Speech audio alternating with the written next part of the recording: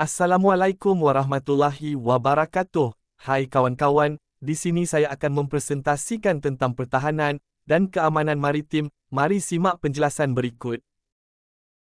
Pertahanan dan keamanan maritim. Pertahanan dan keamanan maritim adalah konsep yang melibatkan perlindungan kepentingan nasional di wilayah maritim, termasuk pengelolaan risiko dan peluang untuk memperkuat kemakmuran, keamanan dan ketahanan negara.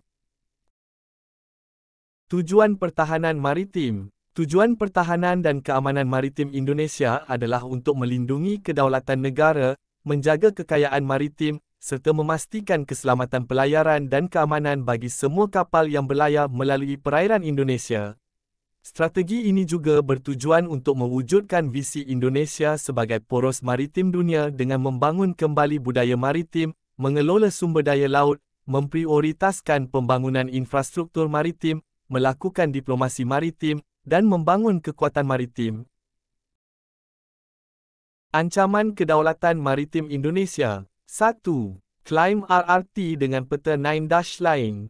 RRT mengklaim sebahagian besar Laut Cina Selatan yang juga termasuk wilayah Laut Natuna Utara melalui peta 9 Line yang ada di sebelah saya. RRT mengklaim berdasarkan sisi historis mereka. Klaim ini tidak diakui hukum internasional, termasuk United Nations Convention on the Law of the Sea, UNCLOS. 2. Pelanggaran wilayah oleh RRT. Seperti yang kita lihat di sebelah saya, sebuah kapal perang Angkatan Laut Indonesia mencegat kapal penjaga pantai milik Tiongkok. Hal ini didasarkan oleh klaim 9 Line mereka. Tiongkok juga kerap kali mengerahkan armada mereka untuk melindungi nelayan mereka yang melakukan aktivitas illegal fishing di perairan Indonesia. 3. Aktivitas illegal fishing oleh nelayan asing. Nelayan asing kerap kali melakukan penangkapan ikan secara ilegal di wilayah perairan Indonesia. Tak hanya Tiongkok, tetangga-tetangga Asia Tenggara juga sering terlibat dalam pelanggaran ini. Pemerintah telah melakukan upaya preventif guna menangkal terjadinya hal serupa. Contoh paling umum adalah peledakan kapal nelayan ilegal yang dilakukan pada masa kepemimpinan Menteri Kelautan Susi Pujiastuti. 4. Pencemaran lingkungan oleh kapal asing yang membuang limbah di perairan Indonesia. Di Laut Bintan, sering kita lihat pantai-pantainya dikotori oleh limbah minyak hitam, yang biasa disebut juga sebagai tar. Hal ini disebabkan oleh kapal-kapal asing yang membuang limbah minyaknya di perairan sekitaran Selat Melaka. Angin yang membawa arus laut mengantarkan limbah itu ke perairan Bintan. Pencemaran ini sangat merusak ekosistem laut dan merugikan nelayan. Langkah strategis pertahanan maritim Indonesia. 1. Penerbitan Buku Putih Kebijakan Kelautan Indonesia. Buku Putih Kebijakan Kelautan Indonesia berfungsi sebagai pedoman penting bagi kementerian, lembaga dan pemerintah daerah dalam perencanaan, pelaksanaan, serta pemantauan dan evaluasi pembangunan sektor kelautan. Tujuannya adalah untuk mewujudkan visi Indonesia sebagai poros maritim dunia. 2. Membangun kekuatan maritim. Pemerintah melalui APBN menganggarkan Rp139.26 triliun untuk Kementerian Pertahanan. Hal ini sangat penting dilakukan sebagai hard power kedaulatan maritim Indonesia.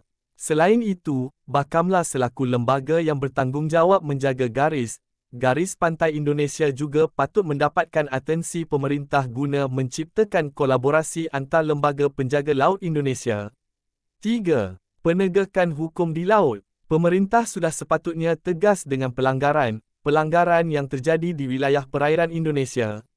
Dengan melakukan patroli rutin dengan kapal, pesawat maupun teknologi pemantauan jauh dapat mencegah terjadinya pelanggaran yang sering terjadi. Selain itu, pemerintah juga harus melakukan diplomasi dengan negara terkait agar hal tersebut dapat dicegah. Pertanyaan: negara manakah yang mengklaim wilayah laut Indonesia di Laut Cina Selatan? A. Malaysia, B. Vietnam, C. Republik Rakyat Tiongkok, atau D. Thailand? Ya, jawapan anda salah. Silakan coba lagi.